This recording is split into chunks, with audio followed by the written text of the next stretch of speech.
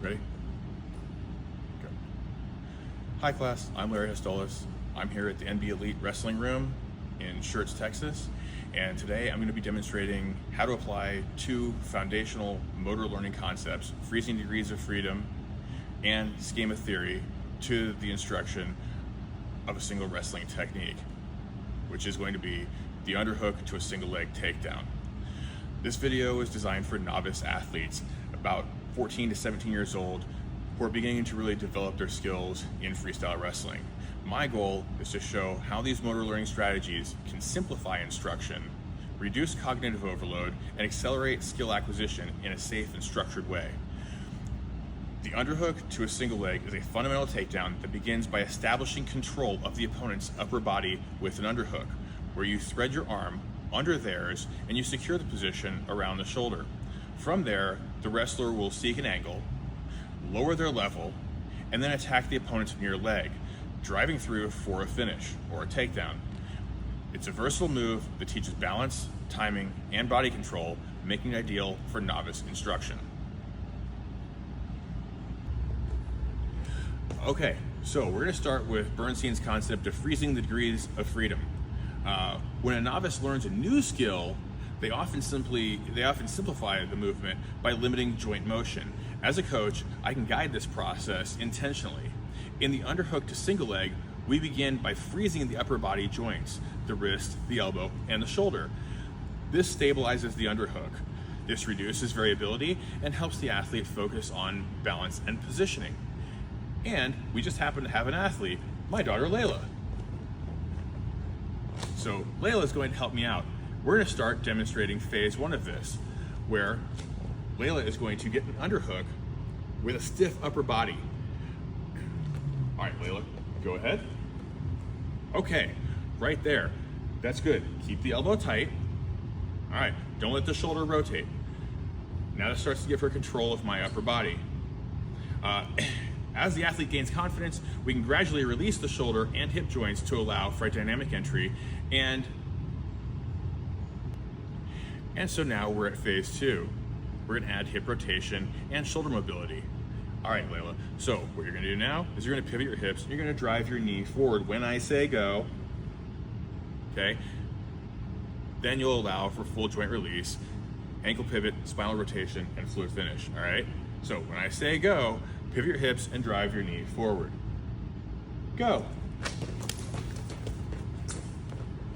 Okay, and then we're gonna go on to phase three in a second. Now this is phase three. Layla is going to do a full speed fluid takedown. So you're gonna use your entire body efficiently. All right, go.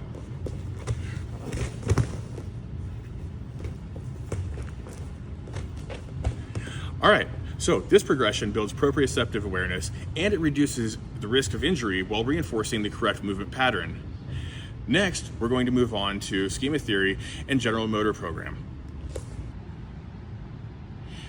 And now we're going to apply schema theory and the concept of a general motor program, or GMP. According to Schmidt and Lee, a GMP contains invariant features like the sequence of muscle activation. These stay the same across different executions of the movement. In the underhook to single leg, the core pattern is always the same. You're going to have grip, shoulder engagement, hip drive, and leg penetration. But the parameters, such as force, duration, and timing, those change depending on the situation, who you're wrestling, what the competition looks like. I'm going to bring Layla back in just a second, and we're going to go over three variations of the same move with different parameters.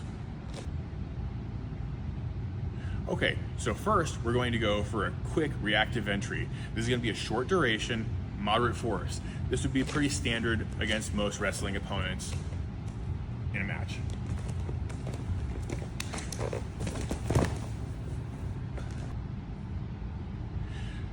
The next one is going to be a deliberate setup. So this is a longer duration, more force. This would typically be against an opponent who is like a little bit stronger. Maybe there's a size difference, which unrealistic like this. Ready, Layla?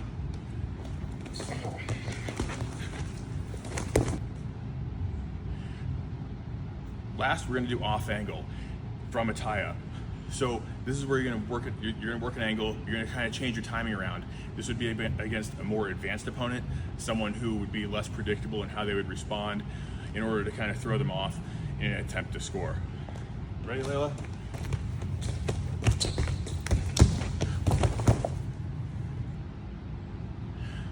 So by practicing the same skill in different contexts, the athlete builds a schema, which is a flexible motor plan that they can adapt in real time and build upon to create a broader skill set.